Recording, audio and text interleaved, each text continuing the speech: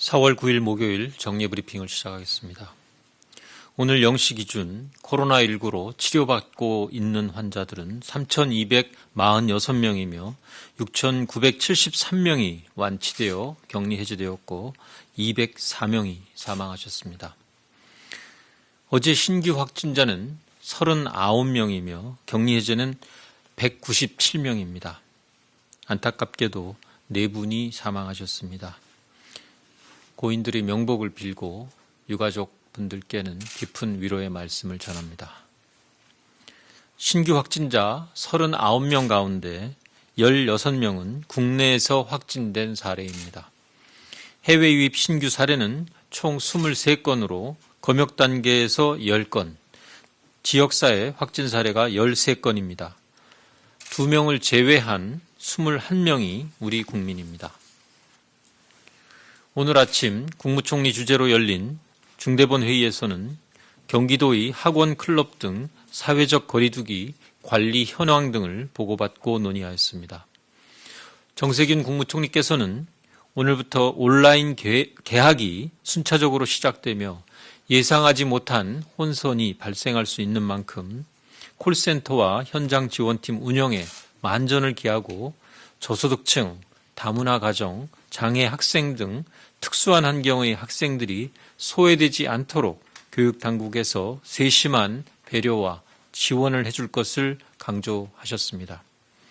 더불어 코로나19로 취업 기회가 줄어들고 정책의 우선순위에서 상대적으로 밀려나고 있는 청년들의 삶은 더 피폐해지기 쉽다면서 기재부, 행안부, 고용부 등 관계부처에서 공공부문 채용 규모를 계획대로 유지하고 청년들의 어려움을 조금이나마 해소할 수 있는 방안을 강구하도록 당부하셨습니다. 최근 코로나19 신규 확진 환자 수가 나흘 연속 50명 내외로 유지되고 있습니다. 월요일과 화요일에는 47명, 수요일 53명에 이어 오늘은 39명의 신규 확진 환자가 보고되었습니다. 지난 2월 18일 31번째 환자가 발생하고 이틀 뒤인 2월 20일에 신규 확진 환자가 53명으로 증가한 이후 약 50일 만에 확진 환자 발생이 처음으로 30명대에 이르렀습니다. 이는 우리 사회 모든 구성원이 각자의 위치에서 제 역할에 최선을 다해 주신 덕분이라고 믿습니다. 코로나19 진료 현장에서 묵묵히 환자 진료에 힘써주시는 의료진들, 신속히 확진자를 찾아내고 격리시켜 감염 전파를 막아내 주시는 방역 관계자분들, 그리고 일상생활에서의 불편을 기꺼이 감수하고 사회적 거리두기에 적극적으로 참여해주고 계시는 모든 국민들의 노력에 깊이 감사드립니다. 하지만 여러 차례 말씀드린 바와 같이 아직 위험 요인은 여전히 남아 있습니다. 4월 1일부터 모든 해외 입국자에 대하여 14일 격리라는 최고도 수위의 대응을 시행하고 있습니다만 그 이전에 입국하여 자가관리 앱의 관리나 능동감시만 받고 있는 입국자들의 잠복기가 끝날 때까지 이들에게서도 발생할 수 있는 감염 전파를 차단하는 것이 중요한 시점입니다. 수도권의 학원, 유흥시설을 중심으로 계속적으로 발생하고 있는 산발적 집단 감염의 연결고리를 끊어내는 것도 중요합니다. 이를 통해 결과적으로 방역 당국이 파악하지 못하는 감염 발생을 최소화하고 대부분의 신규 감염이 검역이나 격리 상태의 사람들에게서만 발생하는 방역망의 통제력을 확보하는 것이 궁극적인 목표입니다.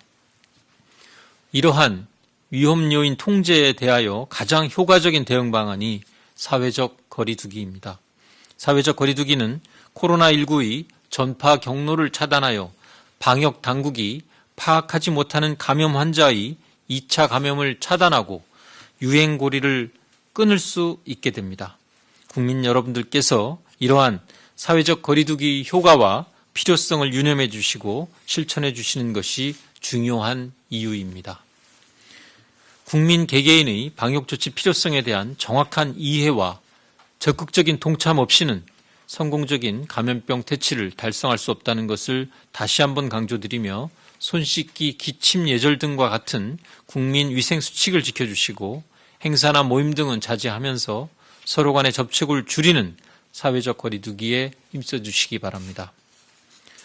한편 정부는 외국인 경증 환자들의 치료를 위해 경기 파주에 생활치료센터를 설치 운영하고 있습니다. 지금까지 총 16명의 외국인 환자가 생활치료센터에 입소 치료를 받았으며 현재는 총 13명의 환자가 입소해 있는 상황입니다. 최근 중국인 환자 1분과 영국인 환자 1명이 완치되어 퇴소하였고 스페인 환자 1명은 추가 증상이 발생하여 국립중앙의료원으로 즉시 이송되어 치료받고 있습니다. 외국인 환자 가운데 최초로 퇴소한 중국인 환자의 경우 일부 언론에 보도된 바와 같이 생활치료센터에서 치료에 애써주신 의료진들께 감사의 뜻을 표시하는 한편 코로나19 환자들이 치료에 도움이 되길 바란다며 대한적십자사를 통해 기부 의사를 전달하였습니다. 환자 치료와 센터 운영을 위해서 애써주시는 뉴고려병원 의료진들과 국민건강보험공단, 대한축구협회, 파주시청 직원분들을 비롯한 많은 현장 직원분들의 노고에 감사드리며 앞으로도 정부는 내 외국인 환자 모두 구분 없이 코로나19로부터 완치되어 건강을 회복하실 수 있도록 최선을 다하겠습니다. 코로나19 관련 의료기관 손실보상 진행 상황에 대하여 설명드리겠습니다. 정부는 코로나19 확산 방지와 치료 과정에서 발생한 의료기관의 손실을 보상하기 위하여 예비비와 추가 경정 예산을 통하여 7천억 원의 재원을 우선 마련하였고 손실 규모가 큰 의료기관에 대해서는 4월 중에 조기 보상을 실시하겠다고 밝혀드린 바 있습니다. 그간 손실보상 지급을 위한 준비를 거쳐 오늘 146개 병원급 의료기관을 대상으로 코로나19 대응 과정에서 발생한 손실 가운데 일부 금액인 1,020억 원 규모의 보상 금액을 먼저 지급하겠습니다. 이번에 지급하는 보상 금액은 최종 지급 금액은 아닙니다. 아직 확정되지 않은 지급액을 어림셈으로 계산하여 계산급 형태로 우선 지급하는 것입니다. 원래는 감염병 대응 과정에서 발생한 손실에 대해서 상황이 종료된 이후 손실보상의 대상과 기준을 확정하여 보상하는 것이 원칙입니다만 코로나19 대응 상황이 장기간 지속돼서 의료기관의 손실이 연일 누적되고 경영상의 어려움이 가중되고 있는 점을 고려해서 손실보상금이 최종 확정되기 이전이나 잠정적으로 산정한 손실보상금의 일부를 미리 지급하는 것입니다.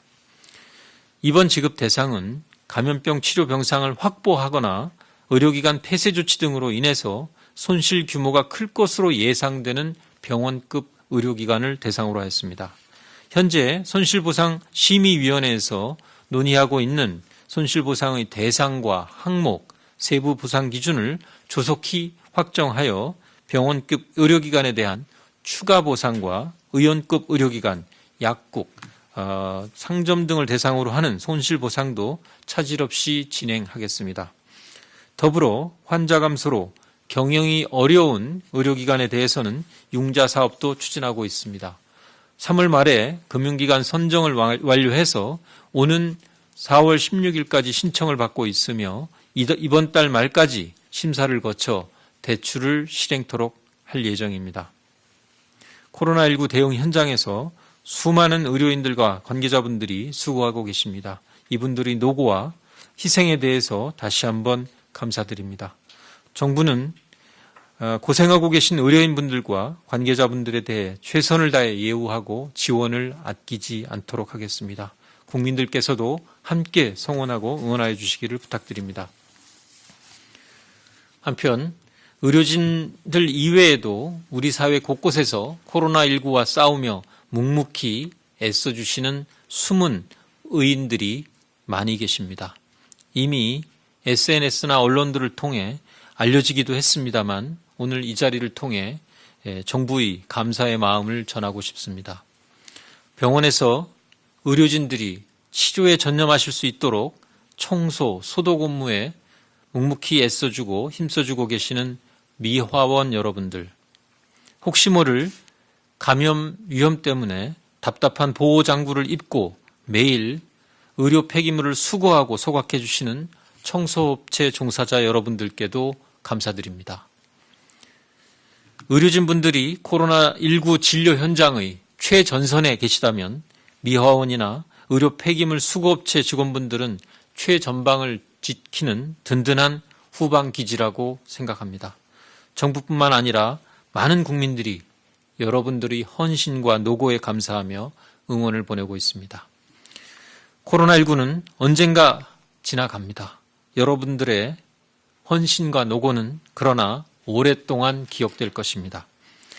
이외에도 평소보다 두세 배 이상 많아진 마스크 생산을 위하여 잔업과 주말 근무를 하고 계시는 마스크 생산업체 근로자분들, 코로나19로 더욱 소외될 수밖에 없는 독거노인, 취약계층 아동들을 위하여 도시락 배달 봉사에 나서주시는 지역 주민분들과 시민단체 여러분들, 우리 지역은 내가 지킨다는 사명감으로 소독 봉사에 나서주시는 방역업체 관계자분들까지 이루 헤아릴 수 없는 많은 분들의 헌신과 협력이 있었기에 우리나라가 코로나19의 빠른 확산을 막아내고 조금씩이나마 분명하게 코로나19를 극복해 나가고 있습니다. 너무나 많은 분들이 계시기에 이 자리에서 한 분 한 분 다 언급하기는 어렵지만 모든 분들이 우리 사회의 영웅입니다. 국민 여러분들께서도 코로나19와 싸우고 있는 숨은 영웅들께 아낌없는 박수와 응원을 보내주시기 바랍니다. 지금처럼 국민들께서 방역 당국과 힘을 합쳐 함께 노력한다면 대한민국은 코로나19의 위기를 극복해 나갈 수 있습니다. 감사합니다. 네, 지금부터 질의응답 시간을 가지겠습니다. 배석자분들은 단상 위로 올라와 주시기 바랍니다. 14시에 중앙방역대책본부 브리핑, 그에 앞서 13시 30분에 식약처 브리핑이 있으니 관련 내용은 해당 브리핑 때 질문해 주시기 바랍니다. 구체적인 통계 등에 대한 문의는 언론대응팀으로 부탁드립니다. 현재 브리핑은 고강도 사회적 거리두기 실천을 위해 온라인으로 진행되고 있습니다. 기자분들이 온라인으로 전달한 질문에 대해 답하는 형태로 진행됩니다. 첫 번째 질문 드리도록 하겠습니다. 출입기자단이 사전에 보내준 질문입니다. 첫 번째 질의입니다. 프로야구가 코로나19로 연기했던 개막을 5월 중에 하는 방안을 추진 중입니다. 방역 정책을 고려해 5월 개막 계획을 어떻게 보시는지 조언이나 권고사항이 있는지 궁금합니다. 또 프로스포츠 시작 시점을 정하는 기준이 마련돼 있다면 말씀 부탁드립니다. 9월에 개최 준비 중인 스포츠 대회들도 차질 없이 추진 가능하다고 보시는지도 질문 드립니다. 네. 스포츠가 없는 시간들이 좀 지속이 되고 있어서 스포츠를 아끼는 우리 국민들께서 매우 안타깝게 생각하고 계시는 점에 대해서 저희도 안타까운 마음입니다. 관련된 이 사안은 문화체육관광부를 중심으로 해서 긴밀히 이 협의가 진행되고 있습니다. 정부 내 협의를 바탕으로 해서 문체부가 각 그 프로 협회들과 스포츠 협회들과 논의할 사안이고 KBO, 그러니까 대한야구협회와도 긴밀히 소통하고 있는 것으로 알고 있습니다. 지금 단계에서 구체적으로 언제쯤 어떠한 것이 가능하다라는 점을 말씀드리기는 어렵겠습니다만 저희가 제시했던 목표들이 안정적으로 달성이 되고 그로 인해서 지금의 그 강력한 사회적 거리두기를 일상생활에서의 방역으로 또 그리고 그러한 생활 방역 체계로 준비가 가능한 시기가 온다면 KBO에서 현재 논의하고 있는 여러 가지 형태의 감염의 위험을 차단하면서도 스포츠 자체의 이 개막을 시작하는 방안 등은 긍정적으로 논의할 수 있는 상황이 될 수 있다라고 봅니다. 네, 다음 질문 드리겠습니다. 손목밴드 도입 여부를 두고 검토 중이고 검토 중이라고 들었습니다. 찬반 여론으로 논란이 되고 있는 상황인데 언제 결론을 낼 계획인지 입장이 궁금합니다. 또한 손목밴드, 전자팔찌, 손목팔찌, 전자추적장치 등 표현도 다양하게 쓰이고 있는데 중대본 차원에서 용어를 통일할 계획은 없으신지 궁금합니다. 예, 그 자가격리의 좀 실효성 있는 그 이행을 확보하는 것이 방역 측면에서도 매우 중요한 숙제입니다. 다만 이 문제에 대해서는 계속 한 이틀 정도 말씀드린 바와 같이 여러 가지 그 논의가 현재 좀 진행되고 있고 이 손목 밴드를 포함한 이 방안을 실행하기 이전이라도 그 이제 실행 가능한 뭐 전화나 그 방문을 통해서 이분들의 그 자가격리를 지원하고 또 모니터링을 실효성 있게 확보하는 방안에 대한 실무적인 협의는 진행이 돼서 이 부분은 우선 좀 그 추진을 할 계획을 가지고 있고 그렇게 논의가 진행되고 있습니다. 다만 그 손목 밴드 부분에 대해서는 그 다른 여러 가지 이 고민해야 되는 내용들이 언론을 통해서도 이미 좀 나타나고 있고 여러 목소리들도 있어서 말씀드린 대로 의견 수렴 등을 거쳐서 논의를 해서 최종 결정을 할 생각입니다. 아직은 좀 논의가 추가적으로 진행되고 있는 상황이라는 점을 말씀드리고 용어에 있어서도 여러 가지 다양한 또 의견들도 제시가 되고 있습니다. 그 부정적인 이미지에 대한 여러 가지 그 우려들도 있기 때문에 합리적이고 또 그리고 쉽게 이해할 수 있는 용어가 있다면 논의 과정에서 같이 검토하도록 하겠습니다. 네, 세 번째 질문 드리겠습니다. 4월 1일 이후 최근 국외 입국자 추이, 그러니까 현재까지 국외 입국자 추이, 장단기 체류 외국인 비율 등이 궁금합니다. 또 사증 면제와 무사증 입국 전지로 입국자들이 어느 정도 수준까지 떨어질 것으로 보는지 중대본 입장을 여쭙습니다. 라는 질의가 있었고요. 비슷한 연합뉴스 기자님 질의 같이 드리도록 하겠습니다. 모든 입국자 자가격리 시행이 2주째에 접어들었는데 입국자 수, 특히 외국인 입국자 수가 어떻게 변했는지 자가격리 증가세는 어떤지 궁금합니다. 네, 제가 일단 몇 가지 좀 하고 제가 답변을 기본적인 걸 좀 드리고 추가적으로 혹시 필요한 부분이 있으면 좀 실무적으로 좀 답변을 보완하도록 하겠습니다. 그 최근 상황을 보면 국외에서 입국한 그 외국인 입국객 수는 한 매일 1,000명에서 1,500명 정도의 사이에서 이렇게 좀 변동이 있습니다.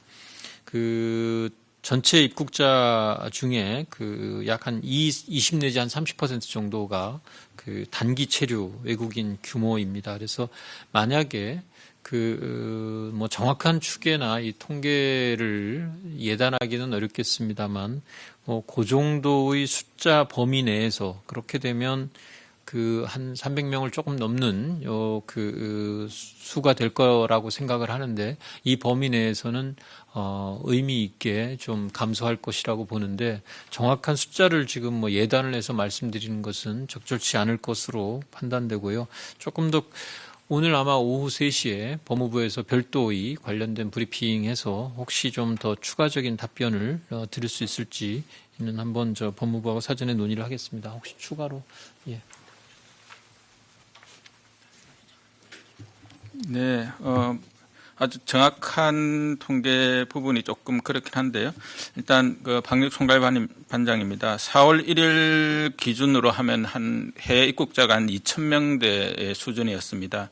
근데 4월 7일자 기준으로 했을 때는 1,000명대 초반으로 이제 많이 이제 감소가 되었고요. 그래서 전반적으로 어떤 해외 입국자 어떤 강화 조치에 따라서 해외 입국자들의 입국 사례는 상당 부분 줄어들었다라고 지금 판단을 하고 있습니다. 그리고 4월 8일 기준 자가격리자는 51,836명입니다. 이 중에서 해외에서 입국한 사람들의 자가격리자는 43,931명이고요. 이것은 그 4월 7일 전일 대비 3,000명 정도 증가한 건데 이 3,000명은 국내 자가격리자와 해외에서 입국한 자가격리자 다 합쳐서 4월 7일 대비 4월 8일이 약 3,000명 정도 증가했다라는 말씀을 드립니다.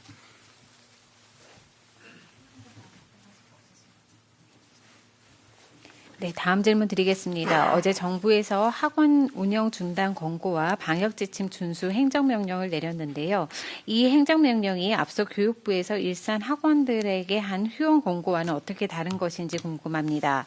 행정적, 법적 차이가 있는지, 기존의 지자체들이 휴원한 학원에 하던 현금 지원 등은 행정명령 발령 뒤에도 계속 유지되는 것인지 궁금합니다. 라는 질의입니다. 네, 그 정부는 그 좀 강화된 사회적 거리두기의 일환으로서 그 감염에 취약한 이런 집단 시설들에 대해서 운영 중단을 권고하고 또 그 불가피하게 운영을 할 경우에는 방역 지침을 철저히 이행하도록 하는 그런 행정명령을 내렸습니다. 당초에 이제 전국에 대해서 보건복지부 장관의 행정명령으로 이러한 것들을 권고하고 명령을 내린 곳은 종교시설이나 실내 체육시설 그리고 유용시설에 대해서 이런 조치를 취한 바 있고 그 학원은 시도별 상황에 따라서 그 저희가 추가 대상으로 이러한 그 조치를 발령을 했습니다. 이제 이렇게 되면 그 학원들에 대한 이제 그 교육부에서 내렸던 휴원 권고가 그 이행하지 않았을 때의 그 처벌이나 이러한 조항이 그 실효성 있는 그런 담보가 좀 없는 상황이라면 그 이러한 그 새롭게 내린 행정명령에 따라서는 감염병 예방법의 그 관련 조항 제49조 제1항 제2호가 되겠습니다만 따른 그 집합 금지 명령에 해당됩니다. 그래서 그 적절한 그 조치를 방역상의 조치들을 이행하지 않고 이렇게 해서 또 그에 따라서 필요한 행정 지도나 행정 명령을 따르지 않게 되는 경우에는 그 300만 원의 벌금이 부과될 수 있는 그 처벌이 같이 이루어집니다. 현금 지원 문제는 그 기존 지자체들이 요거는 지자체 차원에서 휴원에 대해서 그 지원하던 것은 이건 그 중앙 단위의 중앙 정부의 지원은 아니기 때문에 지자체의 상황에 따라서 별개로 계속적인 그 지원 여부 등이 지자체의 상황과 판단에 따라서 진행될 계획입니다. 네. 이제 현장에서 온라인으로 온 질의에 대해서 말씀드리겠습니다. 연합뉴스 손재호 기자님 질의입니다. 대구시가 코로나 방역 치료 현장에 파견한 의료진에게 수당을 늦게 지급한 이유를 설명하면서 보건복지부가 지침을 바꾸었고 이에 따라 2주 단위가 아닌 한 달 단위로 지급하게 됐다고 언급했는데 정확한 사실관계가 궁금합니다. 라는 질의입니다. 네, 대구시가 이거를 언제 설명했는지는 제가 잘 모르겠습니다만 아마 오늘 브리핑에서 뭐 이런 말씀을 하신 것 같습니다. 기본적으로 그 대구시의 뭐 행정적인 책임이 있던 보건복지부의 지침 변경이 만약에 책임이 있던지 간의 문제는 저는 부차적인 문제라고 생각을 합니다. 중요한 것은 현장에 그리고 그 현장이라는 것이 환자들이 매일매일 그 상당히 많은 환자들이 발생을 하고 또 그리고 적절하게 의료적인 서비스를 제공하기가 매우 어려웠던 그러면서도 감염의 위험이 클 수밖에 없는 이러한 상황에도 불구하고 환자 진료를 위해서 기꺼이 본인의 일터나 거주지에서 대구까지 달려와서 헌신의 노력을 다해 주신 의료진들에게 당초 약속드린 대로 저희가 이러한 그 경제적인 보상을 제대로 하지 못한 점에 대해서는 어떠한 변명도 허용되지 않는다라고 생각합니다. 그 관련된 내용은 저희들이 뭐 확인을 해보겠습니다만 뭐 이것이 뭐 때문에 이렇게 됐는지 아닌지는 대구시와 뭐 보건복지부가 상의해서 조치할 문제라고 판단됩니다. 어떤 것이 됐든지 간에 뭐 그 점에 대해서는 정부의 당국자로서 송구하다는 말씀을 의료진 분들께 전합니다.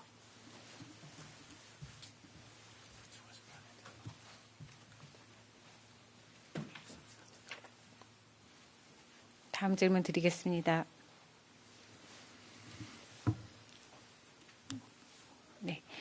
오마이뉴스 강연주 기자님 질의입니다. 정부는 8일 열린 4차 비상경제회의에서 6월까지 카드로 외식을 하거나 비행기 티켓을 끊어놓으면 소득공제율을 약 5배 높여주기로 하였습니다. 하지만 일각에서는 코로나19가 여전히 상승세인 상황에서 외식을 장려하는 게 아니냐는 우려가 나옵니다. 정부는 현재의 감염병 확산세를 어떻게 보고 계신지, 일전에 수도권 감염 폭발에 대한 우려도 있었는데 비상경제회의에서 언급한 내용과 정부 방역 지침이 충돌한다는 지적에 대해서 어떻게 생각하시는지 여쭙습니다.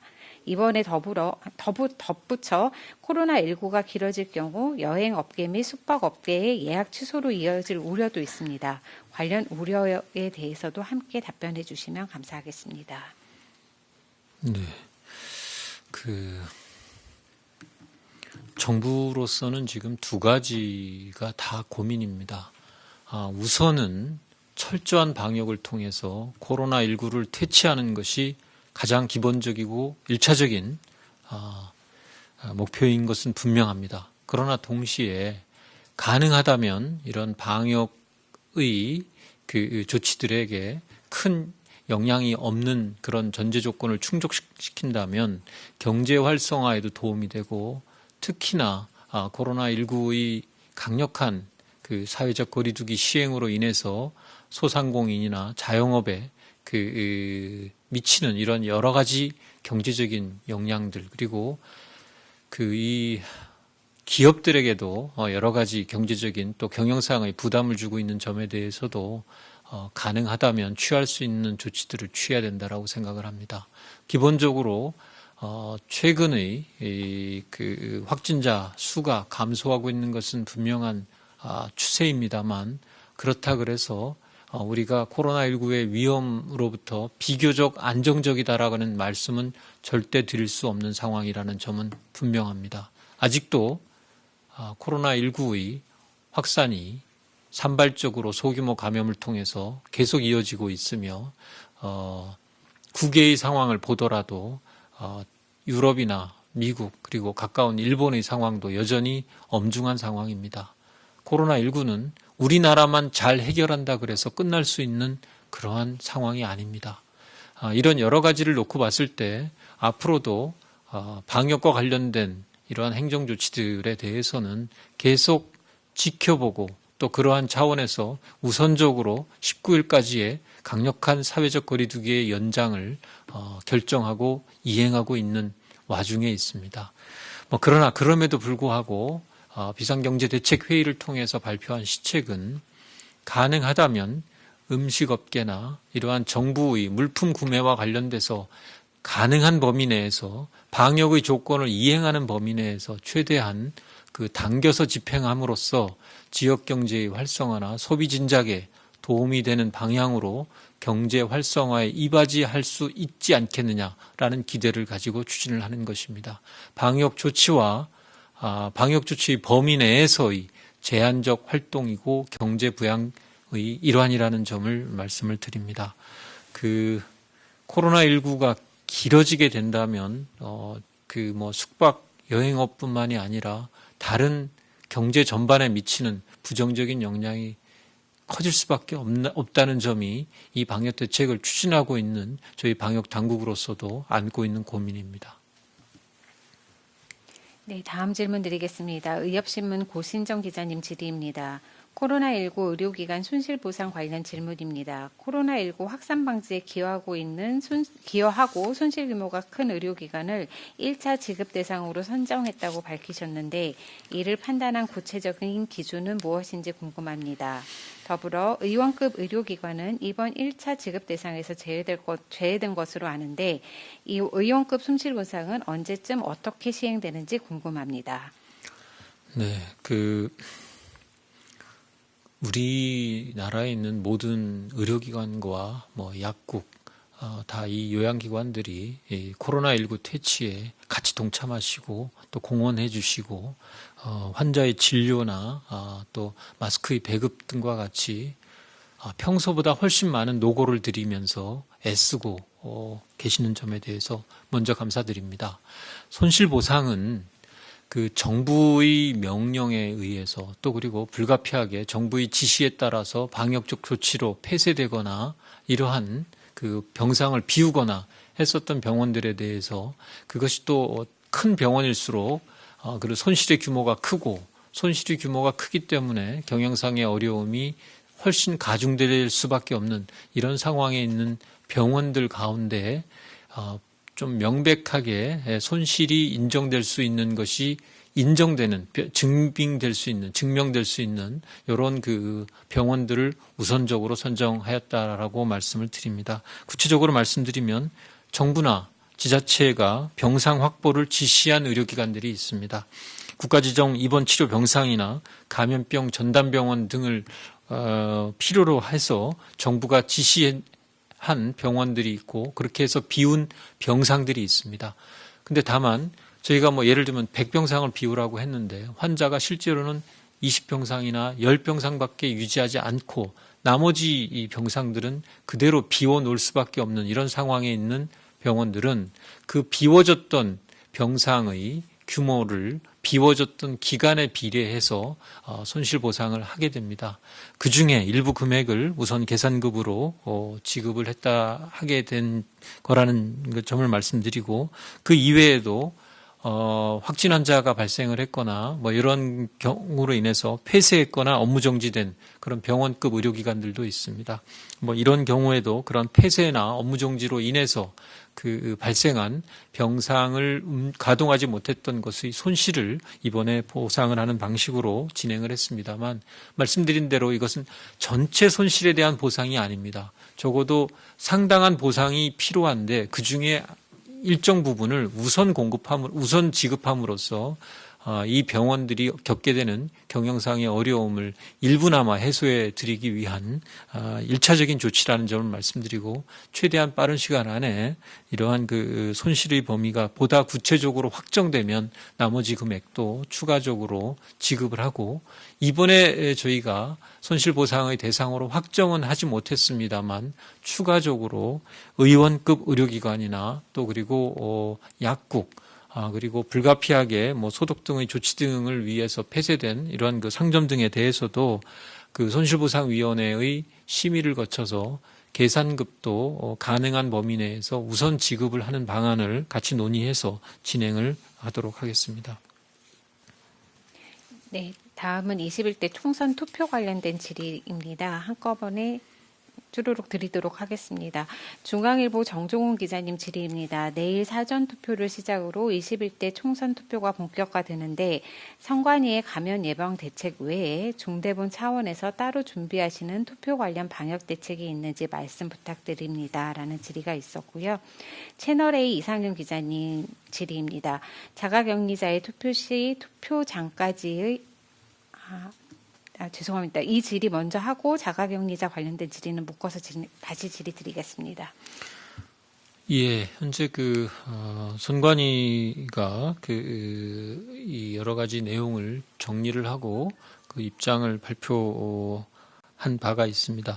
저희도 관계부처들이 요 내용에 대해서는 의논을 하고 있고 또 방역대책본부 중앙방역대책본부와 저희 중앙사고수습본부 차원에서도 관련된 내용을 정리해서 관련된 선관위를 포함한 관련 기관들에게 그 내용을 공유를 하고 협의를 진행하고 있다라는 점을 말씀을 드립니다. 매일경제랑 채널A에서는 그 투표 일반적인 내용에 더해서 자가격리자 투표 방안에 대해서 질의를 하셨습니다. 우선 질문 간단히 말씀드리면 일반 유권자와 동선이 겹치지 않도록 투표 마감 직전에 투표소에 도착해 오후 6시 이후에 투표하도록 하는 방안이 유력하다고 보도가 나오고 있는데 이에 대한 중대본의 입장이 궁금하다라는 질의였고요.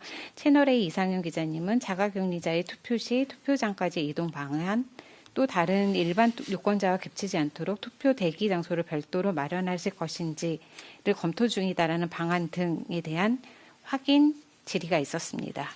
예, 관련되어서 국민들의 참정권을 최대한 보장하면서도 동시에 그 방역적 관점에서 그 안전의 문제를 담보할 수 있는 방안이 무엇인지 구체적인 내용은 아까도 저희 말씀드린 대로 방역대책본부와 협의를 해서 그 내용은 공유를 하였습니다. 최종적인 실행 방안에 대해서는 그 담당하고 있는 기관에서 논의해서 아마 결정을 하는 것이 적절할 것으로 판단되고 제가 이것을 직접 지금 말씀드리는 것은 좀 적절치 않을 것으로 판단됩니다.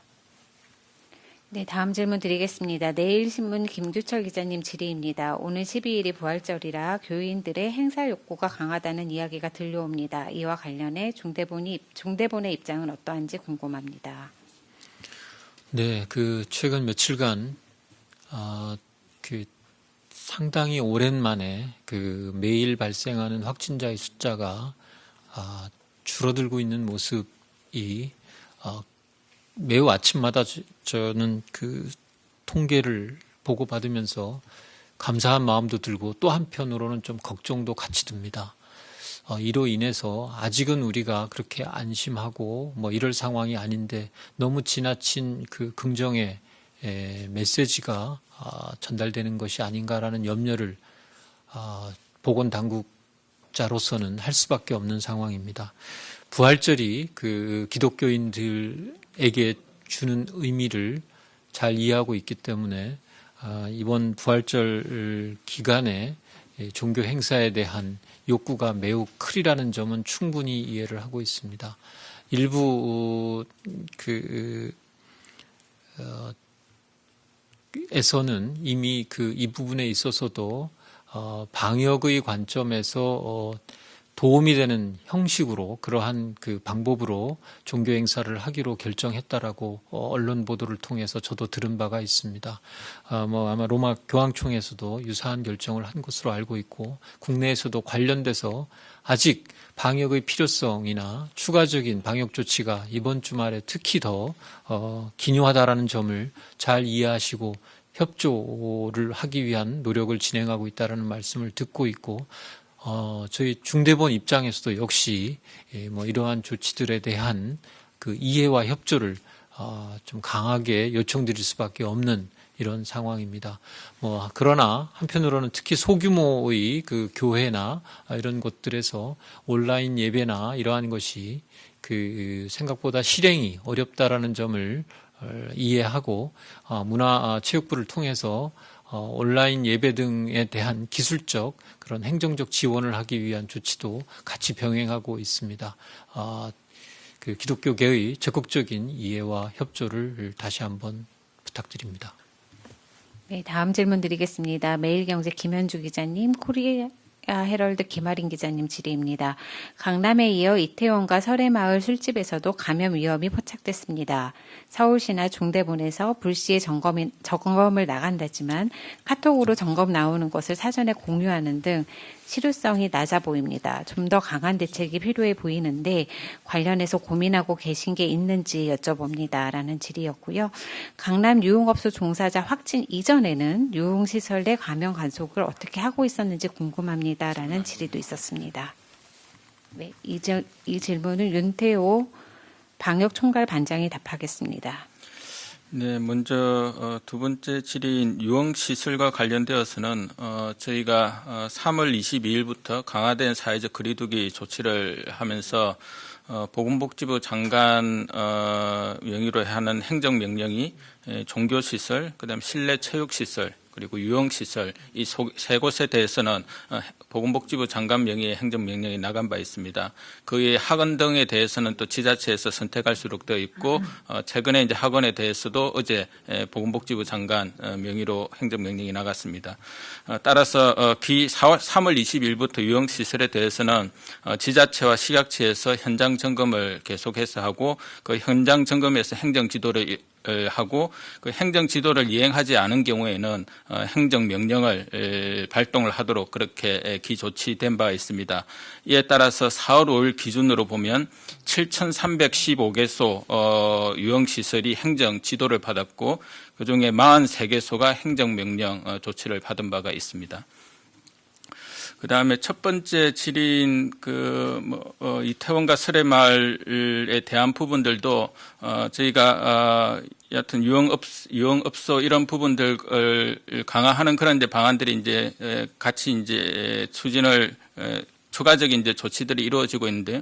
특히 영업 시간이 성행을 하는 영업 시간들이 있습니다. 그래서 그 영업 시간에 맞추어서 실제적으로 현장 점검을 통해서 이것이 좀 실효성 있는 그런 방안들이 이루어지도록 이제 하는 방안, 그리고 불시 점검하는 부분들을 더욱더 강화하고, 또한 소비자들 중심으로 하는 위생업소 감시단이 있습니다. 그래서 이제 그분들과 함께 좀 더 인력을 보충해서 이러한 유흥업소나 어떤 술집 이런 부분에 대한 좀 지도를 강화하는 그런 방안들이 같이 현재 강구가 되고 있다라는 말씀을 드립니다.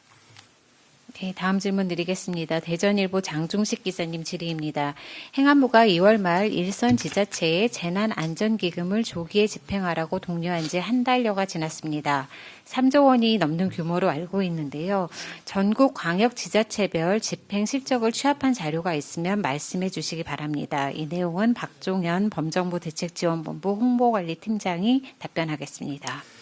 예, 질문하신 대로 우리 행안부가 그 코로나19 대응에 소요되는 예산을 재난 관리 기금이나 재해 구호 기금에서 적극 활용해 달라고 계속 독려를 하고 있습니다.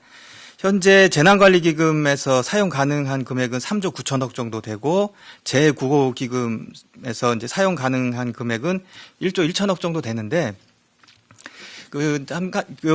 시도별 집행 실적은 추후에 공지를 해드리겠습니다. 그런데 각 지자체가 코로나19 대응에 소요되는 예산을 어느 재원을 먼저 가져다 쓸 것인가는 각 지자체가 상황에 맞게 판단할 문제입니다. 그래서 각 지자체가 재난 관리 기금이나 재해 구호 기금 사용 실적이 저조하다고 해서 전혀 잘못된 건 아니다라는 말씀을 드리고 싶습니다.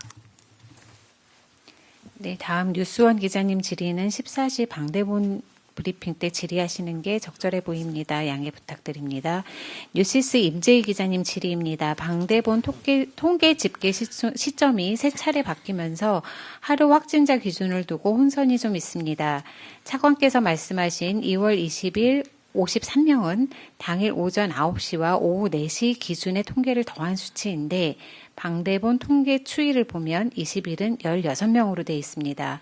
방역당국이 어떤 기준으로 추이를 보고 계신지 확인 부탁드립니다. 이 내용은 손영래 홍보관리반장이 답하겠습니다. 예, 홍보관리반장입니다. 말씀하신 대로 중간에 환자 집계 이 기준들이 좀 바뀌었기 때문에 통계 추이에 있어서는 저희가 좀 혼선이 있을 수 있습니다. 지금 지적하신 대로 53명은 19일 오후 4시부터 20일 오후 4시까지 하루 동안의 환자 발생 숫자입니다. 그리고 당시에는 9시, 16시 기준으로 환자를 집계해 발표했기 때문에 현재 제가 0시 기준으로 하루를 묶는 통계하고 차이가 있다고 말씀드리겠습니다. 다음 질문 드리겠습니다. 아시아경제 최대열 기자님 질의입니다. 백신 치료제 개발 과정에서 임상시험이 중요할 텐데 생활치료센터 경증 환자를 대상으로 한 임상시험이 어떻게 진행되고 있는지 궁금합니다. 치료제 백신 개발이 질본이나 민간기관 차원에서 추진하는 내용이지만 생활치료센터 관리 부분이나 임상시험의 경우 보건 관련 법령이 얽힌 부분이 있어서 중수본에서 지원하는 게 있다면 설명 부탁드립니다. 라는 질의입니다. 네, 기본적으로 백신이나 치료제 개발은 중앙방역대책본부가 아마 식약처와 같이 협력해서 진행을 합니다만, 경증 환자에 대한 생활치료센터에서의 임상시험은 제가 알기로는, 제가 보고받은 내용은 없습니다. 아직은. 그래서 우선은 임상적인 관리나 또 그리고 임상시험에 따라서 의료적 관리 그리고 통계적 관리 이러한 것들을 진행할 수 있을 만한 여건을 생활치료센터는 가지고 있지 않기 때문에 여러 가지 한계로 인해서 아마 쉽지 않은 그런 내용일 거라고 판단을 합니다. 추가적으로 뭐 저희가 좀 드릴 말씀은 별로 없는 것 같고요. 질본에 조금 더 추가적인 그 답변이 가능한지는 오후 브리핑을 활용해 주시기를 부탁드립니다. 네, 마지막 질문입니다. 서울신문 이현정 기자님 질의입니다. 우한 도시봉쇄가 풀려 우한 주민들이 이동할 수 있게 되었습니다. 후베이성 발급 여권에 비자를 내주지 않는 조치는 앞으로도 계속 유지되는 것인지 궁금합니다. 중국 우한시에 내려졌던 이제 소위 이 봉쇄령이 상당히 오랫동안 유지되고 이제 해제가 됐기 때문에 이후의 역량 등을 분석을 하고 평가를 통해서 후속적인 조치가 논의될 것으로 예상을 합니다. 아직까지는 이러한 비자 제한에 대한 또 이 조치들은 현재는 유지되고 있는 사안이고 향후 추이에 대한 평가를 통해서 논의해 나가도록 하겠습니다. 네, 질의응답은 이것으로 마치겠습니다. 마무리 말씀 간단하게 부탁드립니다. 예, 39명의 확진자가 어제 하루 동안 발생을 한 것은 아까 통계적으로 어떻게 하는지에 좀 차이는 있을 수 있습니다만 어찌되었건 한 달 반 이상의 기간 동안 우리가 경험하지 못했던 그런 낮은 발생 수치인 것만은 분명합니다. 국민 여러분들께서 특히 1차적인 강도 높은 사회적 거리두기의 역량이 지금 나타나는 것이 아닌가라고 저희들은 평가를 하고 있습니다.